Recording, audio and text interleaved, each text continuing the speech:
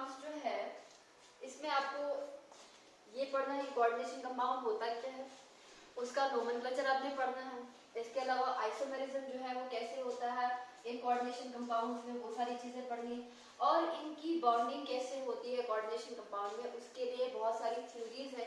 जैसे आपके पास Werner's coordination theory है, वैलेंस बॉन्ड थ्योरी है, क्रिस्टल फील्ड थ्योरी है, ये सारी थ्योरीज आपने इस यूनिट में जो है वो पढ़ना है। ठीक है, तो यूनिट काफी इंटरेस्टिंग है ये। सबसे पहले बात करेंगे कि ये कोऑर्डिनेशन कंपाउंड्स होता क्या है।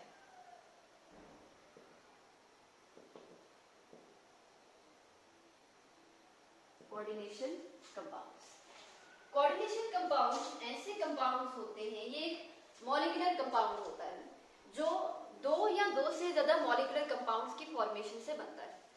ये अपनी आइडेंटिटी को रिटेन करता है even in the solid state as well as in the aqueous solution. ठीक है, तो हम बोलेंगे a coordination compound may be defined as a molecular compound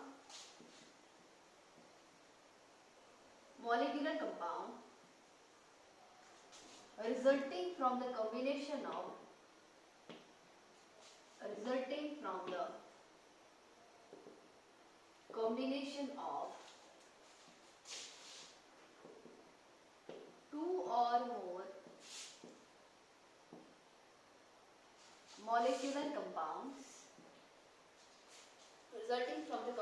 of two or more molecular compounds and retain its identity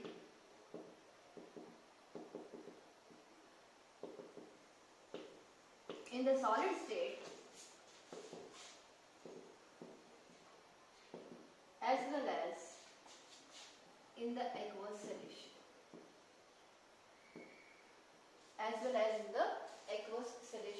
And its properties are totally different from the constituent.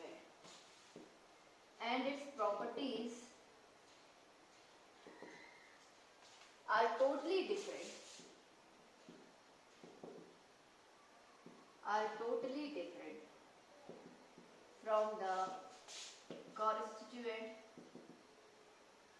present. अब इस चीज का मतलब क्या होता है?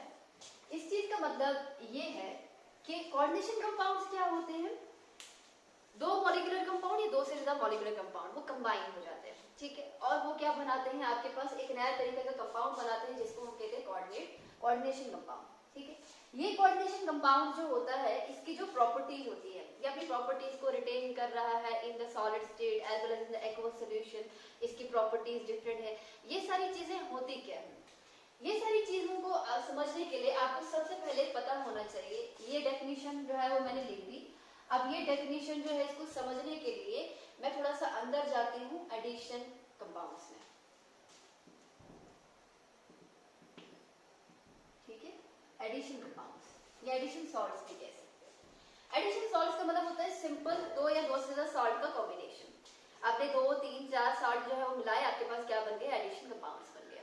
ठीक है, एडिशन कंपाउंड्स दो तरीके के होते हैं, एक होता है आपके पास डबल सॉल्ट,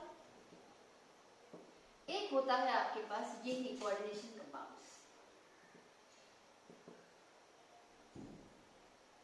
एक होता है आपके पास डबल सॉल्ट और एक क्या होता है आपके पास कोऑर्डिनेशन कंपाउंड्स। दोनों में फर्क क्या है, दोनों ही एडिशन कंपाउंड्स है, एडिशन सॉल्ट्स है, that is which are formed by the combination of 2 or more salts or 2 or more molecular compounds। ठीक है, डबल सॉल्ट की एक खास बात ये होती है that they do not have coordinate bond, they do not have coordinate bond। Double salt में कोई कोऑर्डिनेट बॉन्ड प्रेजेंट नहीं होता। अब कोऑर्डिनेशन कंपाउंड है तो उनमें क्या होगा, कोऑर्डिनेट बॉन्ड होगा, दे हैव कोऑर्डिनेट बॉन्ड। ठीक है, इसमें कोऑर्डिनेट बॉन्ड प्रेजेंट नहीं होता है, इसमें कोऑर्डिनेट बॉन्ड जो है वो प्रेजेंट होता है। ठीक है, सही। जो आपका डबल सॉल्ट होता है they exist in solid state,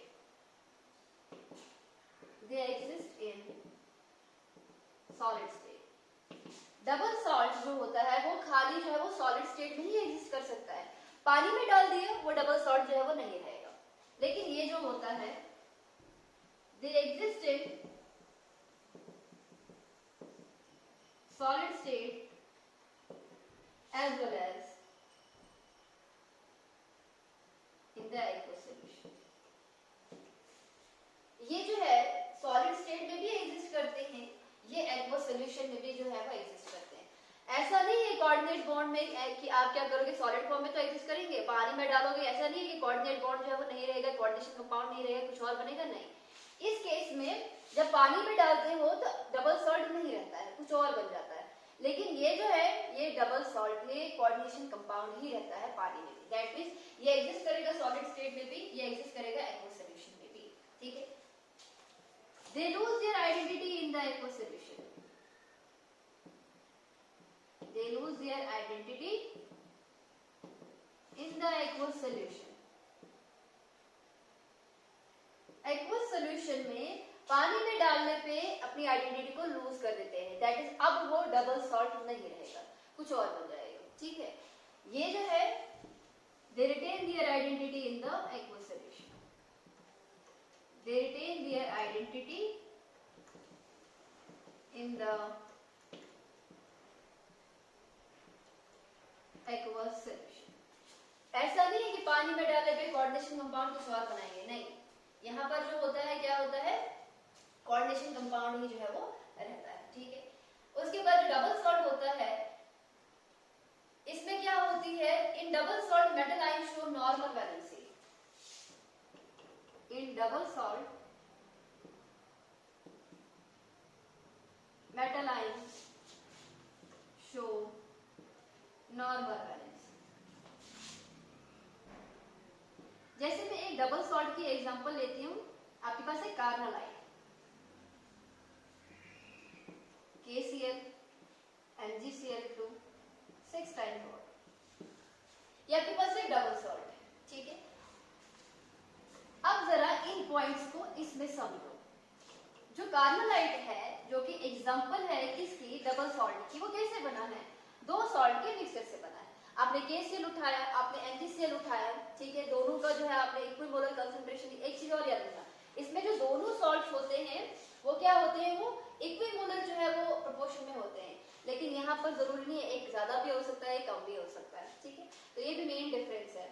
तो इसमें क्या किया हमने KCl उठाया, MgCl उठाया, ये दोनों सॉल्ट्स हैं, दो मॉलिक्यूलर कंपाउंड हैं, हमने दोनों को कंबाइन कर दिया, पानी में डिसॉल्व कर दिया, ठीक है, सोल्यूशन बना दिया, फिर उसको इवेपोरेट किया, कंडेंस बैक किया, आपके पास जो सब्सटेंस बनेगा वो होगा आपके पास कार्बोनाइट। ठीक है, इस कार्बोनाइट को अगर मैं क्या करूं, ये खाली सॉलिड स्टेट में ही होगा, कार्बोनाइट खाली सॉलिड स्टेट में ही एग्जिस्ट करेगा, एक्वस में एग्जिस्ट नहीं करेगा। क्यों, पानी में जो ही डालोगे ना, बनेंगे आपके पास ions, K positive ion, Cl negative ion, Mg2 positive ion, Cl negative ion, जो इनके जिन कंपाउंड से ही बना है, KCl से बना है, MgCl2 से बना है, ये दोनों मिलके आपके पास डबल सॉल्ट तो बना दिए। लेकिन डबल सॉल्ट को जब आप पानी में डिसॉल्व करते हो, अब आपके पास आयंस कौन से बनेंगे, individual metal ions and non metal ions बनेंगे। KCl से आपके पास K पॉजिटिव आयन बनेगा, Cl नेगेटिव आयन बनेगा, जो आपके पास MgCl2 है, Mg मैग्नीशियम आयन बनेगा, क्लोराइड आयन बनेगा। इसका मतलब कि जो आपका कार्बोनाइट है वो पानी में जो है वो डबल सॉल्ट की फॉर्म में नहीं रहता है, बल्कि आयंस बना देता है। ठीक है, और ये ऐसी तरीके के ions, it does not retain its identity in the aqueous solution. हमें क्या पता है कि कार्बोनाइट बना कि नहीं बना, मैंने पानी में डिसॉल्व किया, मेरे पास K पॉजिटिव बना, मेरे पास Cl नेगेटिव बना, मेरे पास Mg2 पॉजिटिव बना, Cl नेगेटिव बना। ठीक है, लेकिन जिन सॉल्ट से बना है, KCl को भी पानी में डालोगे तभी मेरे पास K पॉजिटिव आयन बनेगा, Cl नेगेटिव आयन बनेगा, मैग्नीशियम क्लोराइड को पानी में डालोगे तभी मेरे पास Mg2 पॉजिटिव आयन बनेगा, Cl नेगेटिव आयन बनेगा। तो जिन सॉल्ट से ये बना है, जिन सॉल्ट से ये बना है, वो भी यही आयन प्रोड्यूस करेंगे पानी में, और जो आपका ये डबल सॉल्ट है, इनको जब आप पानी में डालते हो तब भी आपके पास वही आयन प्रोड्यूस होते हैं। इसका मतलब ऐसा नहीं है कि डबल सॉल्ट ने कुछ और आयन बनाए या फिर अपनी आइडेंटिटी को जो है वो एक्वस सॉल्यूशन में रिटेन किया, नहीं। जो आपके पास जब डबल सॉल्ट को आप पानी में डिसॉल्व किए, आपके पास आयन बने, आपको पता ही नहीं चला कि किसके आयन बने, इधर डबल सॉल्ट के आयन बने या फिर उसके जो कॉन्स्टिट्यूएंट पार्टिकल्स हैं उनके आयन बने। मतलब यहाँ पर अपनी आइडेंटिटी को जो है वो रिटेन नहीं कर पाता है अपना डबल सॉल्ट। ठीक है, ये बिल्कुल प्रॉपर्टी शो करता है उस तरीके की जैसे इसकी कॉन्स्टिट्यूएंट पार्टिकल्स होते हैं। ठीक है, तो आई गेस आपको ये चीज समझ में आ गई होगी कि ये अपनी आइडेंटिटी को जो है वो लूज कर देते हैं जब उसको आप एक्वस सॉल्यूशन में डालते हो। अच्छा, यहाँ पे मैंने लिखा है डबल सॉल्ट मेटल आयंस और नॉर्मल वैलेंसी। KCl को अगर मैं इंडिविजुअली भी लेती ना तो पोटेशियम का पॉजिटिव 1 ही आता। क्या यहाँ पे कुछ -1 -2 +3 ऐसी ऑक्सीडेशन स्टेट आएगी पोटेशियम की? नहीं, इधर +1 आएगा, -1 +2 आएगा, -2 आएगा। आपके पास 2 क्लोरीन है तो इस वजह से, लेकिन ऐसे में -1 लिखती हूँ। मतलब जो नॉर्मल वैलेंसी मेटल आयंस की होती है वही डबल सॉल्ट में भी मेटल आयन जो है वो अपनी क्या करता है, वैलेंसी को शो करता है। लेकिन जो आपका कोऑर्डिनेशन कंपाउंड होते हैं, in complex salt metal ion shows 2 types of valency. In complex compounds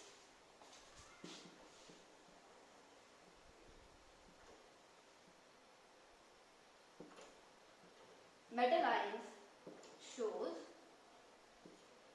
2 type of valencies। Coordination complex में 2 तरीके की वैलेंसी होती है। एक primary valency,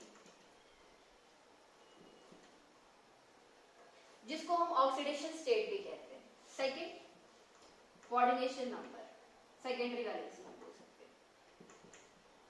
secondary valency is your coordination number, ठीक है। एक होता है प्राइमरी वैलेंसी, दूसरा होता है सेकेंडरी वैलेंसी। इस चीज को आपको पता चलेगा जब मैं वर्नर्स कोऑर्डिनेशन थ्योरी पढ़ाऊंगी। अच्छा, कोऑर्डिनेशन कंपाउंड की एक एग्जांपल ले लेते हैं, ठीक है। सपोज करो आपके पास, मैं इसको ऊपर वाला जो है वो मिटा देती हूँ, मैं इसके ऊपर लिख देती हूँ K4FeCN6। ये मेरे पास एक कोऑर्डिनेशन कंपाउंड है, ठीक है। ये कैसे बनता है? KCN से और FeCN से बनता है, 2 सॉल्ट से बनता है। KCN लगाओ, मिलाओगे, FeCN को मिलाओगे, आपके पास जो है वो दोनों को जो है वो मिक्स करोगे, फिर आपके पास क्या हो जाएगा, उसको जो है वो हीट करोगे, इवेपोरेट करोगे, कंडेंस करोगे, आपके पास बनेगा। बनाने का तरीका दोनों का सेम होता है, लेकिन यहाँ पे जो सॉल्ट का प्रोपोर्शन होता है वो सेम हो भी सकता है, नहीं भी हो सकता है। यहाँ पे आपके पास सॉल्ट का प्रोपोर्शन सेम होता है। अगर आपने 1 ग्राम KCN लिया तो 1 ग्राम FeCN को लेना पड़ेगा, लेकिन यहाँ पर जो है वो बाकी सारी चीजें जो है वो चल जाती है। दैट इज सॉल्ट का प्रोपोर्शन डिफरेंट हो भी सकता है, सेम भी हो सकता है, ठीक है। अब K4FeCN6 जो है वो KCN से बना है, वो FeCN2 का जो है वो बना है, ठीक है। इन दोनों से जो है ये बना हुआ है। इसमें मेरे पास कोऑर्डिनेट बॉन्ड है, आयरन बीच में होता है, और यहाँ पे ऐसे जो है वो 4-6 कोऑर्डिनेट बॉन्ड जो है वो साइनाइड से बनते हैं, ठीक है। इसको हम लिगेंड कहते हैं, मेटल कहते हैं, मेटल आयन कहते हैं, वो मैं बाद में बताऊंगी। लेकिन इसकी अपीयरेंस कुछ ऐसी जैसी होती है।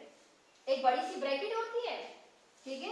बड़ी सी ब्रैकेट के अंदर जो होता है वो 2 चीजें होती है, एक लिगेंड होता है, एक मेटल एटम या आयन होता है। बाहर जो होता है उसको आयनाइजेशन स्फीयर कहते हैं, ठीक है। और आयन, मेटल आयन और लिगेंड के बीच में जो बॉन्ड होता है वो कोऑर्डिनेट बॉन्ड कहलाता है, ठीक है। They exist in solid state as well as in aqueous solution, and in aqueous solution they retain their identity। मैं पानी में इसको डिसॉल्व करूं, मेरे पास क्या बनेगा, इसमें ये अलग सा आयन बनाता है, ये पूरा अलग सा आयन बनाता है। मेरे पास जो है वो 4 टाइम जो है वो K पॉजिटिव आयन बनेगा, और यहाँ पर मेरे पास क्या बनेगा, जब इसको वाटर में डिसॉल्व करूंगी, FeCN6, यहाँ पे 4 पॉजिटिव है तो यहाँ पे 4 नेगेटिव होगा, ठीक है। ऐसे टाइप के आयन ये पानी में बनाता है। अब जिनसे ये बना, क्या वो भी यही आयन बनाते हैं? नहीं। KCN क्या बनाएगा? K positive CN negative. FeCN2 क्या बनाएगा? Fe2 positive ion CN negative ion, ठीक है। जिन सॉल्ट से ये बना वो पानी में कुछ और आयन्स देते हैं, और जब ये आपके पास कोऑर्डिनेशन कॉम्प्लेक्स बना, इसको पानी में डिसॉल्व करे, ये अपने आयन्स ही प्रोड्यूस कर रहा है। इसका मतलब कि यहाँ पे क्लियर डिमार्केशन होगी कि कोऑर्डिनेशन कॉम्प्लेक्स का आयन है या फिर कॉन्स्टिट्यूएंट पार्टिकल का आयन है जिनसे ये बना है। अब क्योंकि आपके पास नए टाइप का कोऑर्डिनेशन कॉम्प्लेक्स अपना आयन प्रोड्यूस करता है पानी में, इसका मतलब इसकी आइडेंटिटी जो है वो पानी में रिटेन रहती है। ये एग्जिस्ट कर सकता है पानी में भी as well as in the solid state में। ऐसा नहीं कि पानी में डिसॉल्व करने पे इसकी अपनी आइडेंटिटी लूज हो जाती है, नहीं होती, ठीक है।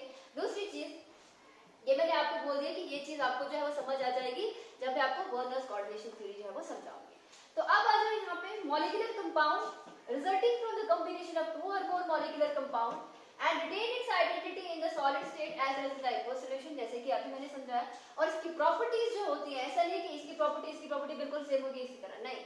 कोऑर्डिनेशन कॉम्प्लेक्स की अपनी प्रॉपर्टी होती है, ठीक है। तो ये था आपके पास कुछ इंट्रोडक्शन, ये कोऑर्डिनेशन कंपाउंड्स क्या होते हैं, डबल सॉल्ट क्या होता है, और डबल सॉल्ट और कोऑर्डिनेशन कॉम्प्लेक्स में मैंने थोड़ा सा आपको डिफरेंस बता दिया कि दोनों ही एडिशन सॉल्ट्स होते हैं, लेकिन इसमें क्या होता है, कुछ चीजें ऐसी है जो डिफर करती हैं, ठीक है। ठीक है। अब कुछ जनरल टर्म्स मैं लिखवाती हूँ आपको जो इस कोऑर्डिनेशन कंपाउंड्स में जो है वो आती है।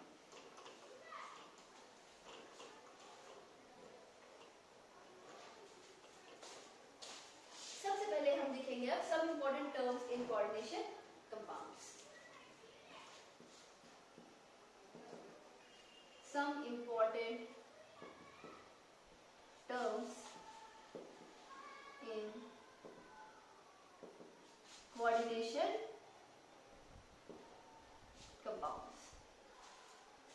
जो पहली टर्म कोऑर्डिनेशन कंपाउंड में हम पढ़ने जा रहे हैं that is your coordination complex.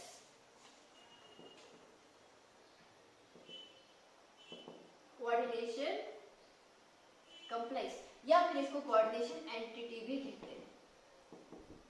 क्या कहते हैं? Coordination entity. अब ये कोऑर्डिनेशन एंटिटी जो है वो होता क्या है?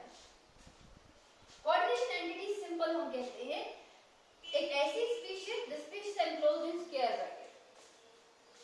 The species enclosed in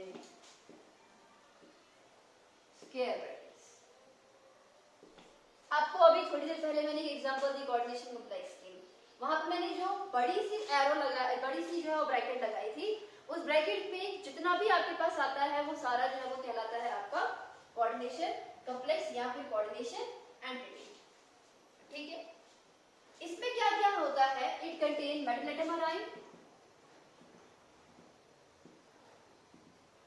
it contains metal atom और आयन एंड लिगेंड। क्या क्या होता है इसमें?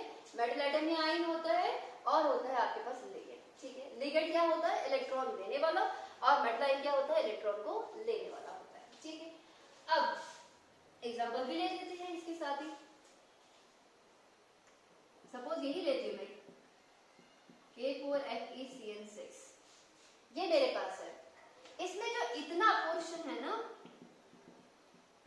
ये पूरा कोऑर्डिनेशन कंपाउंड है, लेकिन इतना जो पोर्शन है दिस योर कोऑर्डिनेशन एंटिटी जो स्क्वायर ब्रैकेट में होती है, जिसमें आपके पास एक मेटल एटम में आयन होता है और आपके पास इलेक्ट्रॉन डोनर स्पीशीज होती है जिसको हम क्या कहते हैं?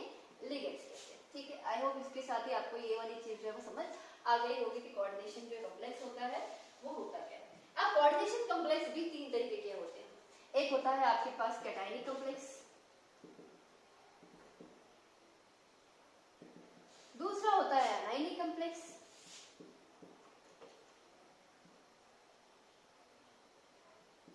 और थर्ड होता है आपके पास न्यूट्रल कॉम्प्लेक्स।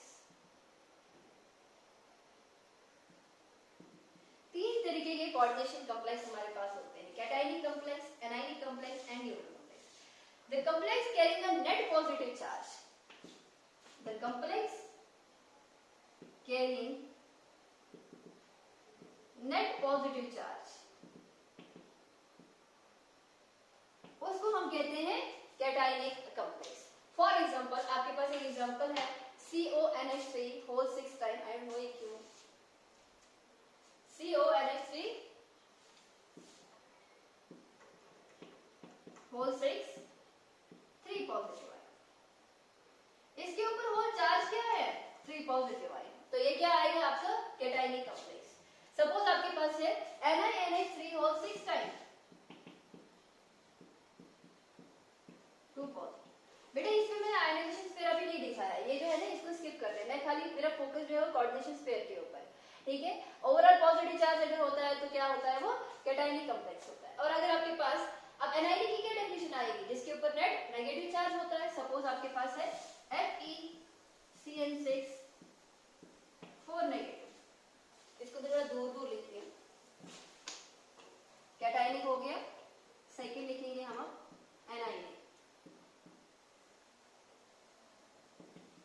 जिसमें नेट नेगेटिव चार्ज होता है। Suppose FeCN6 4 negative, FeCN6 3 negative.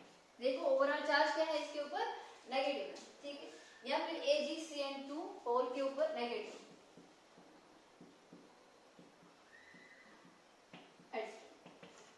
तो complex containing net negative charge, उसको हम कहते हैं anionic complex. Number third is neutral. Neutral complex में क्या है? The complex containing no charge. For example NiCO4 tetracarbonyl nickel, इसके ऊपर जो है वो कोई भी चार्ज प्रेजेंट नहीं होता, ठीक है, कोई भी चार्ज जो है वो प्रेजेंट नहीं होता।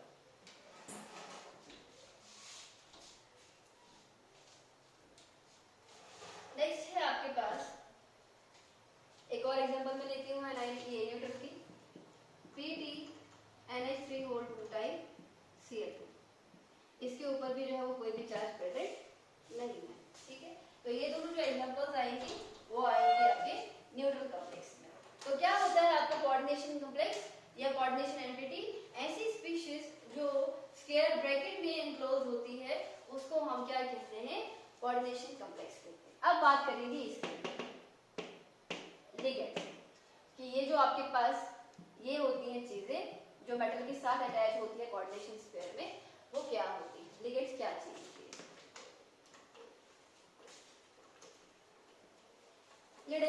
Ligand is simple electron donor species.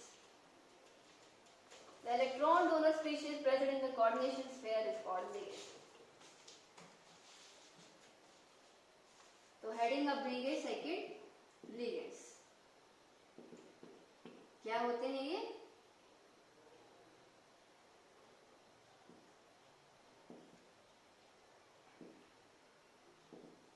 Electron donor species होते हैं, ठीक है। They are the electron donor species present inside the coordination sphere, present inside the coordination sphere. अब इलेक्ट्रॉन को कौन डोनेट कर सकता है? जिसके पास खुद अच्छे खासे इलेक्ट्रॉन हो। ये जो है एनायनिक हो सकते हैं, न्यूट्रल हो सकते हैं, जिनके पास कम से कम एक लोन पेयर ऑफ इलेक्ट्रॉन हो जो ये डोनेट कर सकते हैं। समटाइम्स कैटायनिक भी होते हैं, समटाइम्स कैटायनिक। जो आपके पास electron donor species coordination sphere के अंदर होती है उसको हम लिगेंड कहते हैं। वो आपकी एनायनिक स्पीशीज भी हो सकती है, वो आपकी न्यूट्रल स्पीशीज भी हो सकती है, और वो जो है वो कभी कभी कैटायनिक भी होती है, ठीक है। जो आपका लिगेंड होता है वो एक्चुअली लिगेंड जो होती है वो यहाँ पर एक्ट करती है एज लेविस बेस, और आपका मेटल आयन जो होता है वो एक्ट करता है एज लेविस एसिड। अब लेविस एसिड और लेविस बेस क्या होता है ये सबको पता है। लेविस बेस का मतलब होता है जो इलेक्ट्रॉन को डोनेट करता है, लेविस एसिड का मतलब होता है जो इलेक्ट्रॉन्स को एक्सेप्ट करता है। तो लिगेंड का काम होता है इलेक्ट्रॉन को डोनेट करना, तो वो as a Lewis base act करता है। मेटल का काम होता है कि वो इलेक्ट्रॉन को एक्सेप्ट करे, तो वो एज अ लेविस एसिड जो है वो एक्ट करता है, ठीक है। अब बात करते हैं हम टाइप्स ऑफ लिगेंड्स।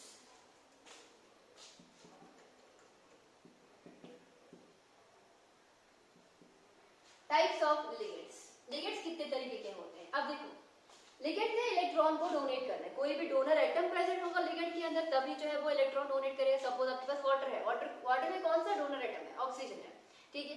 अब जो आपके पास लिगेंड है उसका डोनर, उसके पास कितने डोनर एटम्स है कि वो कितने इलेक्ट्रॉन्स को जो है वो क्या कर सकता है? एट ए टाइम डोनेट कर सकता है, कोऑर्डिनेट बॉन्ड बना सकता है। उसके हिसाब से क्या होता है, लिगेंड को जो है वो क्लासिफाई किया गया है। नंबर 1, इसको हम लिख सकते हैं depending upon the number of donor atom.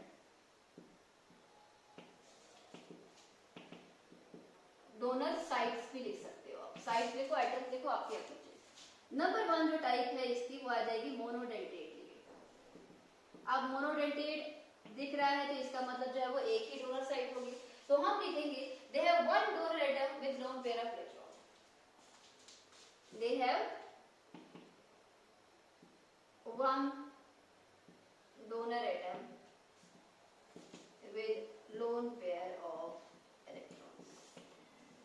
ऐसे लिगेंड जिसमें एक ही डोनर एटम होता है और उस डोनर एटम में क्या होंगे? एक लोन पेयर ऑफ इलेक्ट्रॉन होगा जो वो इजीली डोनेट कर सकता है, उसको हम कहते हैं मोनोडेंटेट लिगेंड्स। मोनोडेंटेट लिगेंड जो है वो न्यूट्रल भी हो सकता है, वो एनायनिक भी हो सकता है,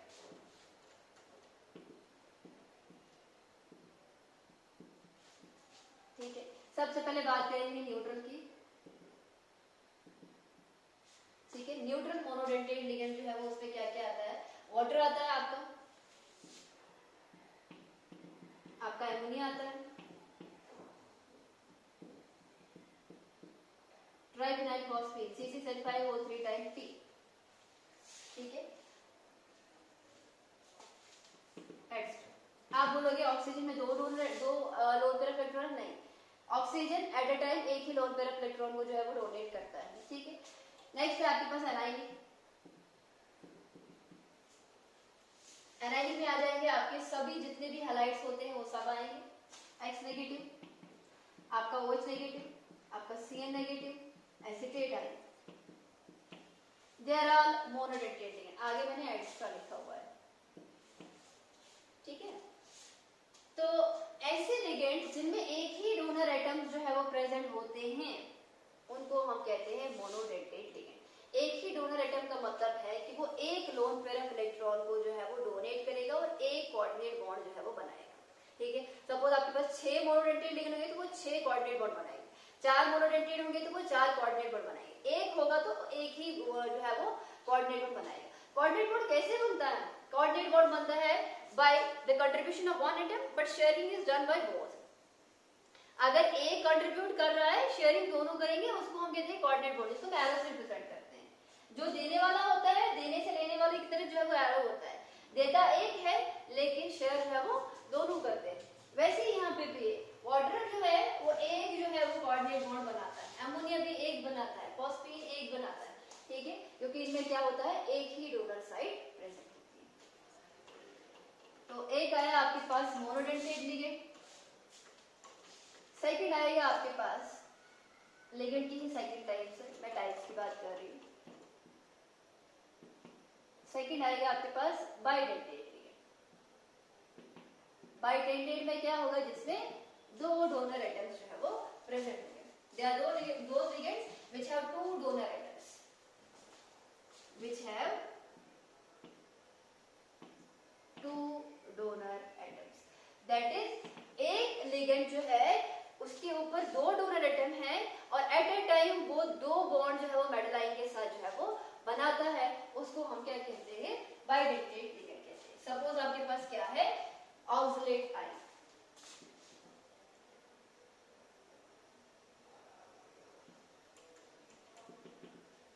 क्या है ये एग्जांपल आपके पास, ऑक्सलेट आयन। ऑक्सलेट आयन को हम कैसे लिखते हैं, C डबल बॉन्ड O, या फिर मैं सिंपल अगर लिखूं तो COO नेगेटिव, COO नेगेटिव। इसमें दो ऑक्सीजन एटम होते हैं और एट ए टाइम वो ये दोनों जो है वो डोनेट कर सकते हैं, ठीक है। फिर आपके पास है ethylene diamine, ethylene diamine, CH2 single bond CH2, यहाँ पे आपका NH2, यहाँ पे आपका NH2, इधर एक इलेक्ट्रॉन पेयर, इधर भी एक electron pair, this ethylene and diamine, दो नाइट्रोजन एटम प्रेजेंट होते हैं, ये दोनों जो है वो इलेक्ट्रॉन को जो है वो डोनेट कर सकते हैं। इसको शॉर्ट फॉर्म को ऑक्सलेट को हम जो है वो OX लिखते हैं और इथाइलिन डायमीन को हम शॉर्ट फॉर्म में जो है वो EN लिखते हैं। नेक्स्ट है आपके पास glycinate ion, NH2 CH2 COO negative, glycinate ion, इसको हम शॉर्ट फॉर्म में GLY भी लिखते हैं, ठीक है। यहाँ पे भी एक नाइट्रोजन और एक ऑक्सीजन डोनर एटम होता है और एट ए टाइम ये दोनों जो है वो डोनेट कर सकते हैं, ठीक है। तो ये एग्जांपल थी किसकी, बाइडेंटेट लिगेंड्स की, ठीक। सेकंड है, थर्ड है आपके पास पॉलीडेंटेट लिगेंड। अब पॉलीडेंटेट लिगेंड में क्या होगा आपके पास, which have more then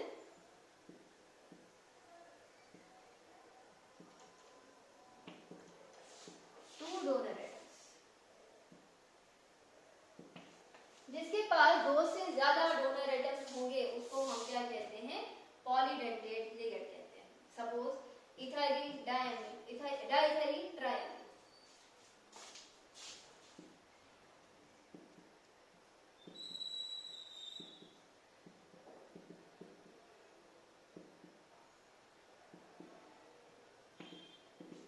ethylene और इथाइलिन डाइइथाइलिन एंड ट्रायमीन को लिखेंगे हम डाइइथाइलिन ट्राइएमाइन, ठीक है, डाइइथाइलिन ट्राइएमाइन, इसको हम शॉर्ट फॉर्म में DIEN की फॉर्म में लिखते हैं, ठीक है। DIEN इसका जो है नाम है। नेक्स्ट है आपके पास diethylene ethylene diamine tetraacetate, ethylene diamine tetraacetate.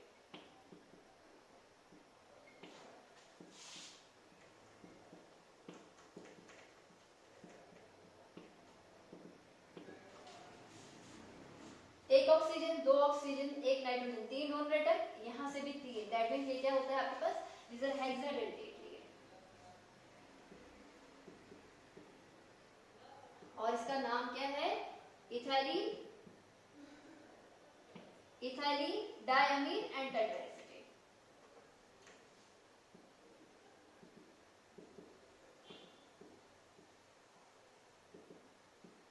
इसको हम शॉर्ट फॉर्म में EDTA लिखते हैं। इसका नाम आपने काफी बार सुना भी, EDTA, ठीक है, इथाइलिन डायमीन टेट्राएसिटेट। और ये जो आपके पास DIN है ना, इसमें तीन नाइट्रोजन एटम है, इसका मतलब है tridentate.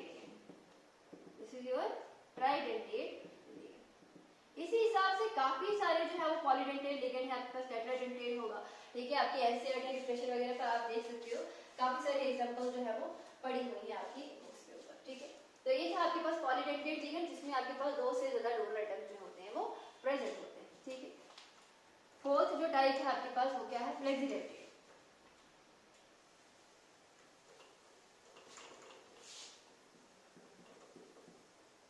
फ्लेक्सिडेंटेट, some ligands are flexible in nature, some ligands are flexible in nature, they are called as flexidentate ligand।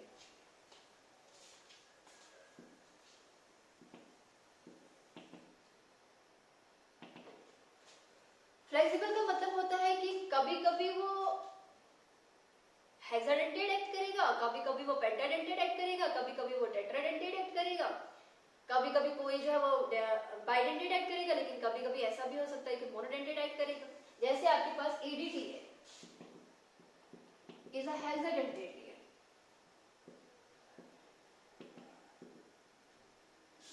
but sometimes act as pentadentate as well as tetradentate. It is flexible nature है, ऐसा नहीं है कि hexa है तो hexa ही करेगा, नहीं, कभी कभी जो है नीड के हिसाब से सल्फेट बाइडेंटेट होता है, सल्फेट जो होता है आपका SO4 negative ion, this is your bidentate ligand, but sometime act as monodentate as well, but sometime act as monodentate ligand। ऐसे तरह के लिगेंड्स को हम कहते हैं फ्लेक्सिडेंटेट ligand। नेक्स्ट है आपके पास एम्बिडेंटेट ligand।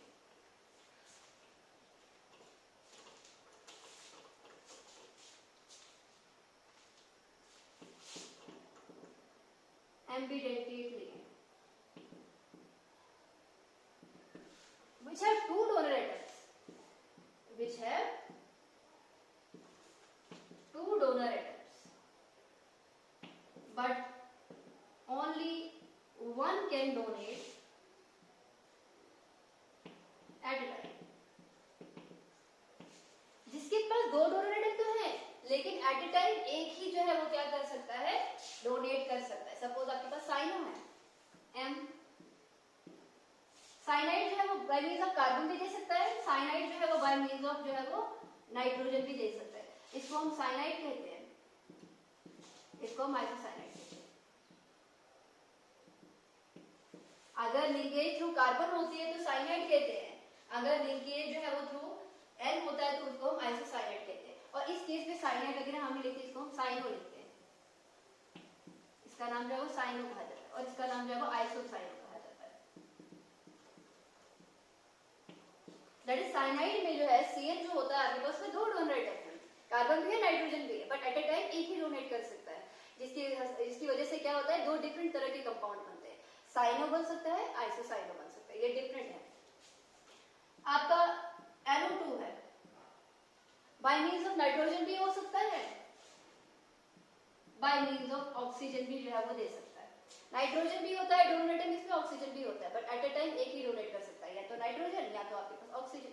अगर आपके पास नाइट्रोजन ऐड करता है तो उसको हम नाइट्रो कहते हैं, और अगर आपके पास ऑक्सीजन ऐड करता है तो उसको हम नाइट्राइटो कहते हैं। तो ऐसी तरह के लिगेंड जिनमें आपके पास दो डोनर एटम होती है लेकिन एट ए टाइम एक ही जो है वो डोनेट कर सकता है, उसको हम क्या कहते हैं, एम्बिडेंटिक लिगेंड कहते हैं। तो यहाँ पे आप लिख सकते हैं linkage through carbon, linkage through nitrogen, linkage through nitrogen and linkage through oxygen, ठीक है ना। तो ये था आपके पास कुछ इंट्रोडक्शन। मैंने आपको आज जो है वो कोऑर्डिनेशन कॉम्प्लेक्स के बारे में बताया, difference between double salt coordination complex के बारे में हमने पढ़ा। इसके अलावा हमने जो है कुछ मेजर टर्म्स पढ़ी कोऑर्डिनेशन कॉम्प्लेक्स की, जैसे आपके पास जो है वो कोऑर्डिनेशन स्फीयर था, उसकी टाइप्स थी। हमने लिगेंड्स के बारे में पढ़ा, लिगेंड्स की क्या क्या टाइप्स होती है वो सब हमने पढ़ा। बाकी का जो है हम नेक्स्ट लेक्चर में